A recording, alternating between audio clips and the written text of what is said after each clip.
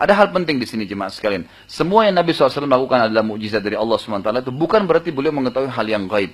Ini sebuah titip pesan yang pentingnya. Jadi beliau sendiri tidak tahu yang gaib. Kadang-kadang kalau ada sahabat bertanya tentang hukum, Nabi SAW diam dulu kalau tidak ada wahyu. Sampai wahyu turun, baru beliau jelaskan. Jadi tidak pernah Nabi SAW karang-karang. Kenapa kita datangkan poin ini? Karena terlalu banyak, mohon maaf kalau ada teman-teman kita yang pernah belajar tarekat. Ini cukup banyak teman-teman kita yang sedang belajar, kemudian mereka mengatakan ada hal-hal gaib yang datang kepadanya.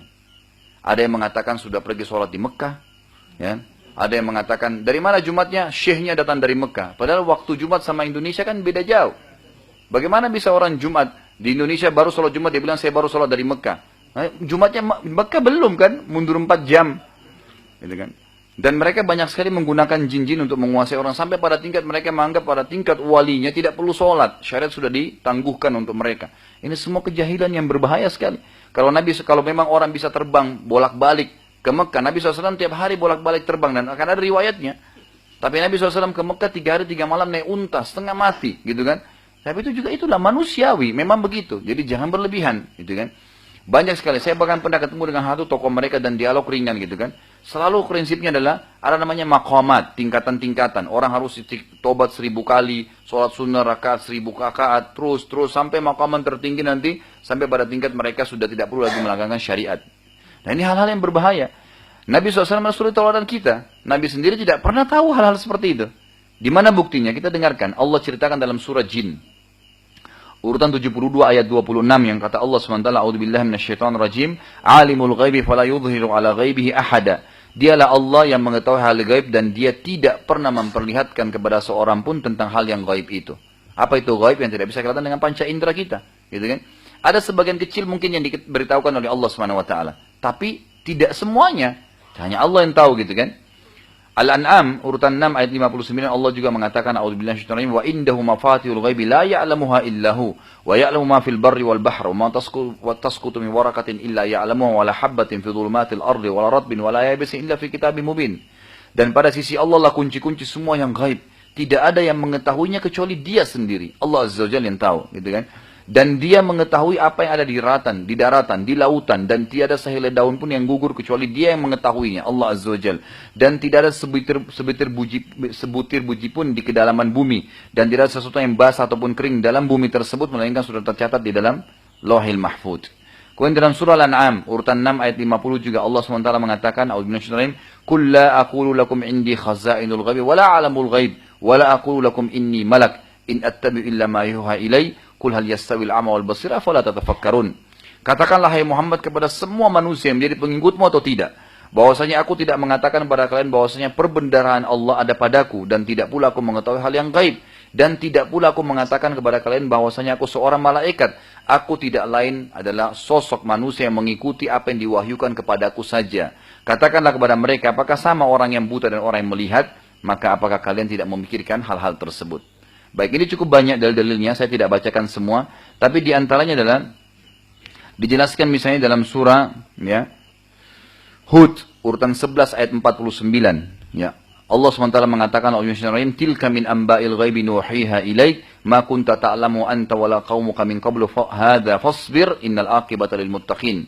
Setelah Allah SWT ceritakan tentang kisah nabi-nabi, lalu Allah mengatakan kepada Nabi Muhammad SAW dan untuk kita semua, itu adalah di antara berita-berita penting tentang ghaib ya, yang kami wahyukan kepadamu wahai Muhammad, tidak pernah kamu tahu sebelumnya. Nabi Muhammad SAW tidak pernah tahu bagaimana kehidupan Nabi Hud, Nabi Saleh, Nabi Shu'aib. Tapi dengan datangnya Al-Quran Allah beritakan, maka Nabi SAW jadi tahu. Itu pun dari Allah SWT. Kamu tidak pernah tahu sebelumnya dan juga kaummu. Maka bersabarlah, sesungguhnya kesudahan yang baik pasti bagi orang-orang yang bertakwa. Baik. Siapapun yang percaya hal yang gaib selain dari Allah SWT maka berbahaya. Termasuk orang yang banyak mendatangi peramal dan dukun. Nabi SAW mengatakan dalam 2 riwayat yang sahih, yang pertama, barang siapa yang mendatangi dukun dan peramal serta bertanya padanya, tanya saja, ramal jari tangannya lah, tanya masalah kehidupannya, raut wajahnya, pakai kartu, ya apa saya tebak-tebak, ramalan bintang, semua dilarang dalam agama kita. Karena seorang mukmin hanya menggantungkan nasibnya kepada Allah Azza wa Jalla, itu asasnya, tidak menggantungkan pada benda-benda, karena itu namanya tatayur, menggantungkan nasib pada benda.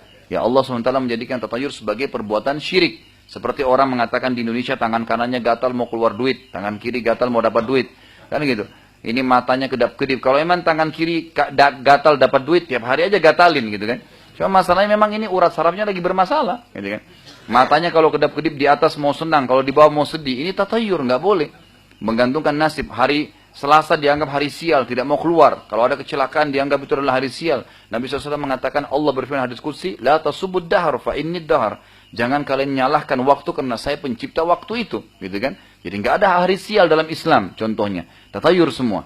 Kata Nabi SAW, siapa yang mendatangi peramal, bertanya padanya, belum ikut percaya, cuma nanya-nanya, coba-coba saja, maka tidak diterima sholatnya 40 hari. Pernah ada yang tanya sama saya begini, Ustaz, kalau begitu tetap sholat nggak? Saya bilang yang tidak diterima sholatnya 40 hari, bukan yang belum dikerjakan, yang sudah dikerjakan. Jadi tetap sholat sekarang, tapi 40 hari yang lalu hilang, gitu kan? Jadi yang sebelumnya, bukan sesudahnya gitu. Lalu hadis Bukhari yang lain dikatakan, barang siapa yang mendatangi peramal dan bertanya padanya, serta mempercayainya, apa yang dia ucapkan, maka dia telah kafir terhadap apa yang diturunkan kepada Muhammad SAW. Ingat, para dukun dan peramal sekarang sudah canggih. Ya kan? Mereka sudah tidak lagi menakutkan pakai tongkat, ya, tengkorak. Enggak, sekarang sudah gagah-gagah gitu kan. Ya. Ada Tommy Refail, ada ya banyak sekali yang lain-lain, itu semua itu penyihir gitu kan. Dukun. Ya. Jadi nggak boleh dipercaya. Ada orang bilang, oh kalau dia tepuk orang itu tidak pakai jin. Siapa yang bilang itu? Itu jelas menggunakan jin, menghipnotis orang, gitu kan. Itu semua termasuk, maka tidak boleh dipercaya, gitu kan. Kalau perlu jangan pernah nonton acaranya, karena itu berbahaya, bisa mengganggu keimanan kita, gitu.